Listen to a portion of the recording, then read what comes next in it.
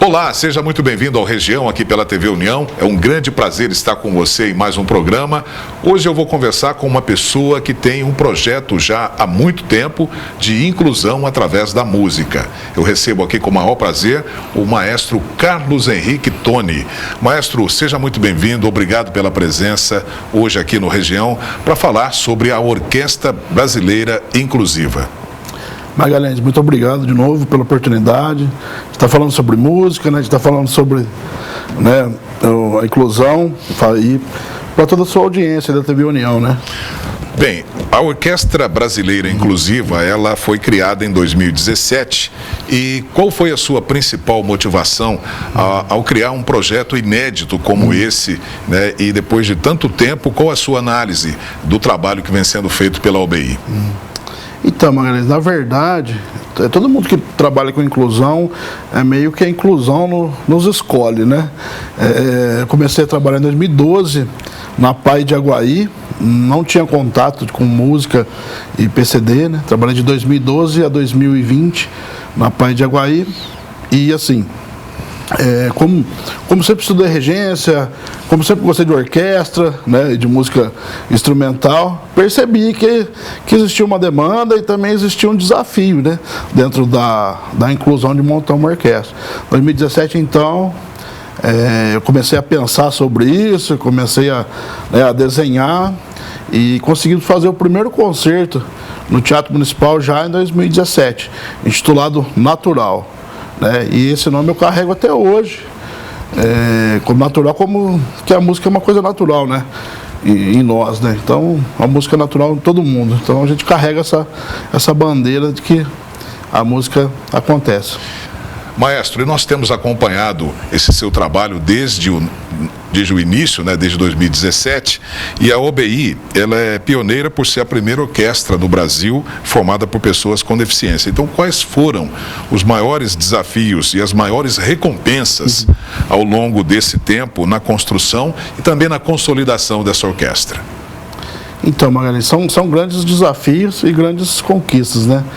Na verdade, foram mais conquistas, né, do que os desafios aí durante o caminho.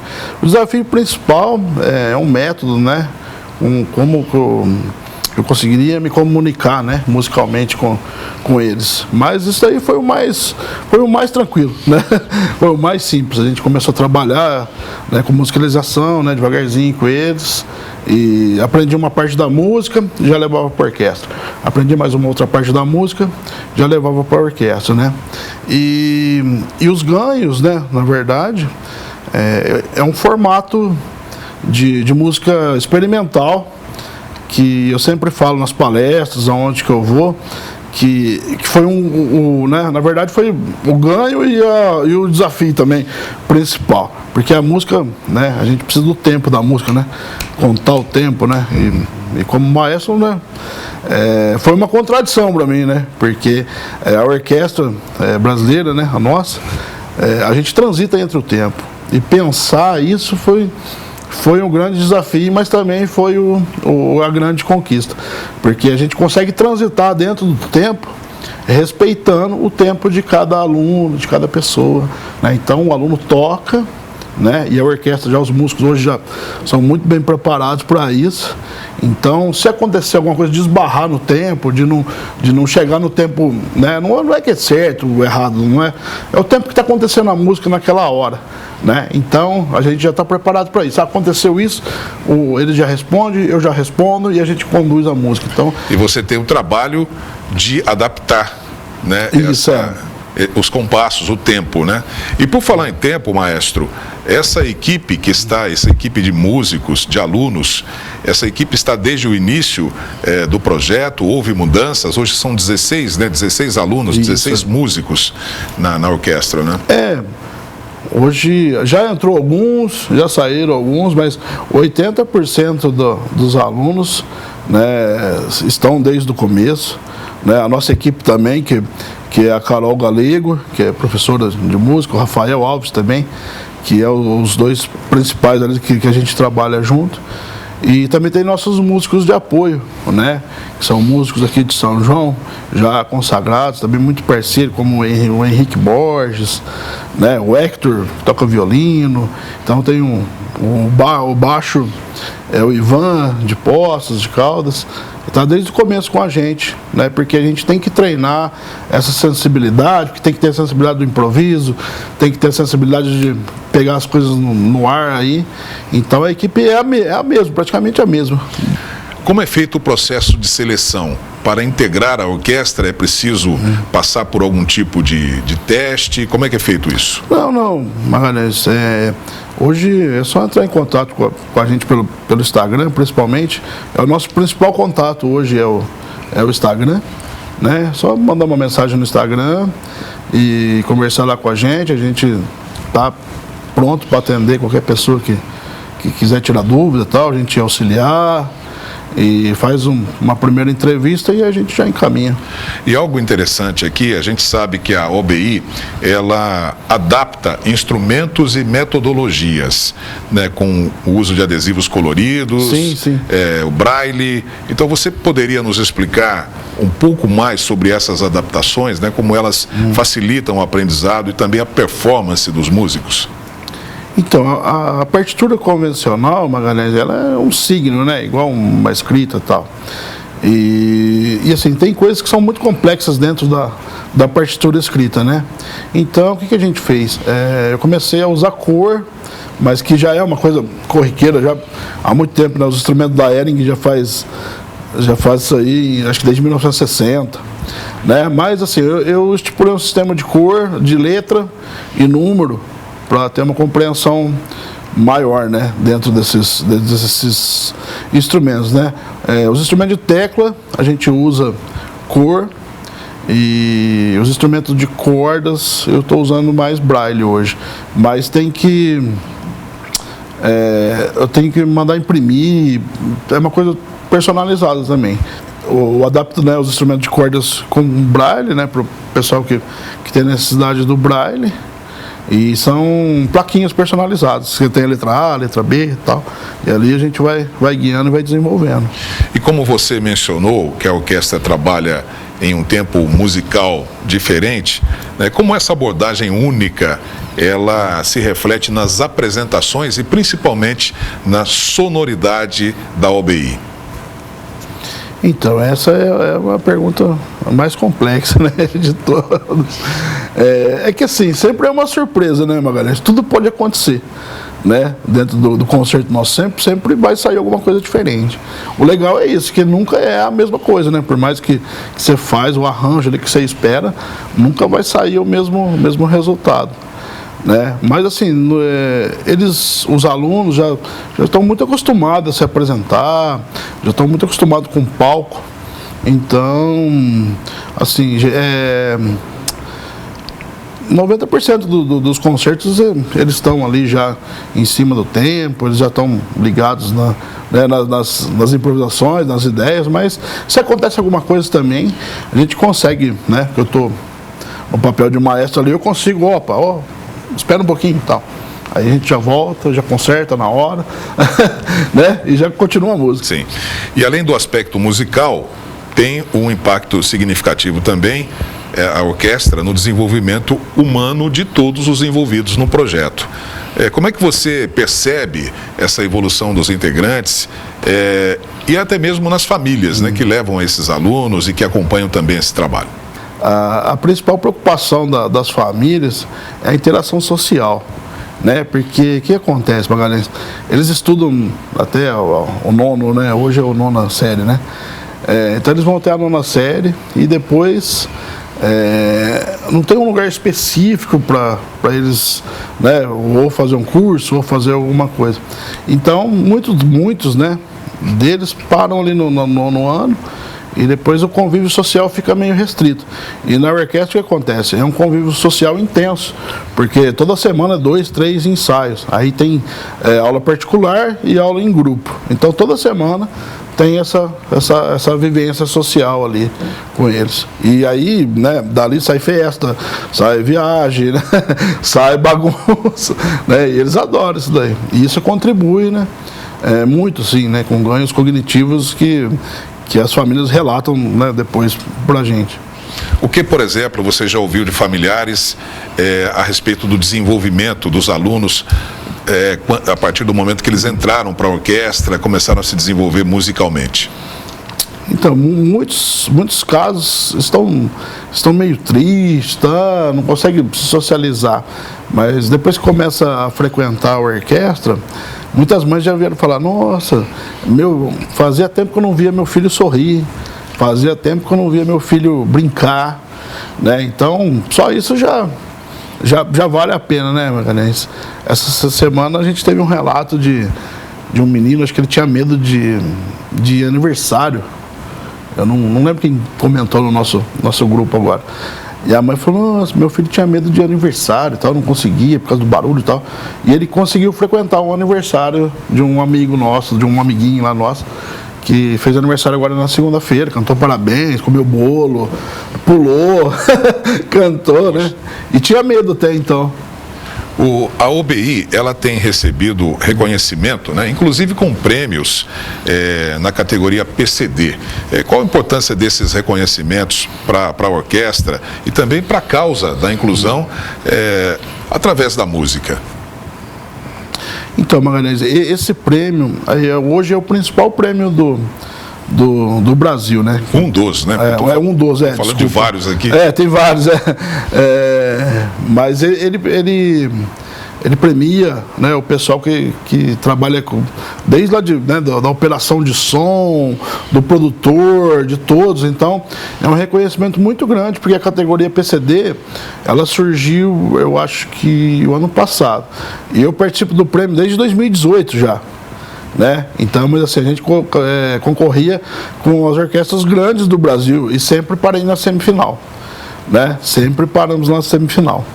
E quando criou a categoria PCD, o ano passado, acho que foi o ano passado, e aí esse ano a gente teve a felicidade de ser reconhecido e ter o primeiro lugar.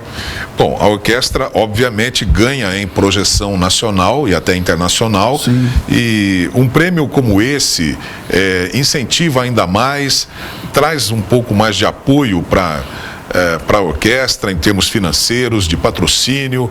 O que isso significa? Não, com certeza, Magalhães, patrocínio, chega mais, o pessoal está aí conversando com a gente, mas o principal é a projeção, né? É a projeção do trabalho onde que ele está chegando, né? Eu já tive convite de Secretaria de Educação de Vitória, né, do Rio Grande do Sul, do Rio de Janeiro, mas assim, ainda a gente não consegue chegar ainda, né, nesses lugares, mas assim, esse reconhecimento do prêmio está levando a gente, né, para essas pessoas que têm o sonho também de buscar alternativas dentro da inclusão, e ficou maravilhado, né, com o projeto. A orquestra, maestro, ela tem condições de deixar de ser um produto local, regional, para ser um produto nacional? Vocês estão estruturados minimamente para isso? Sim, estamos sim.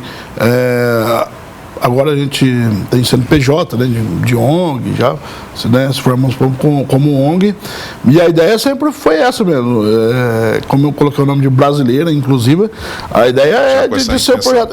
Sim, eu sei que foi ousado no começo, mas, né, tem que ter um pouquinho, né, de ousadia, mas a ideia é essa, que se torne um produto nacional mesmo, dentro, né, da área que a gente trabalha, que é a área de intelectual, né?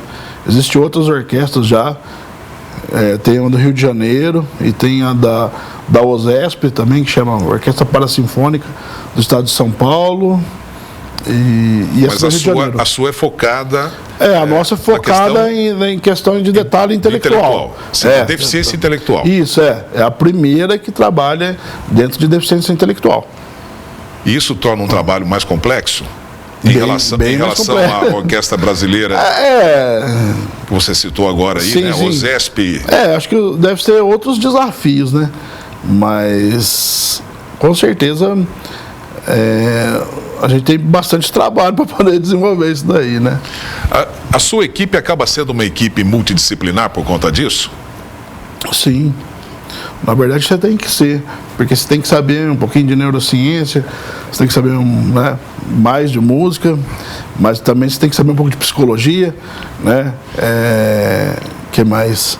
Finanças, né? Porque eu tenho que administrar, agora que a gente está estruturando, tem uma diretoria, né? Mas até então eu fazia quase tudo, né? Administrava, vendia, ligava, né? Fazia arranjo, estudava, mas foi preciso, né? Fazer essa organização, mas hoje agora eu estou mais na produção mesmo, no trabalho empenhado no trabalho de produção artística. A gente vai rapidamente agora para o intervalo, voltamos daqui a pouco com o maestro Carlos Henrique Toni, da Orquestra Brasileira Inclusiva. Até já.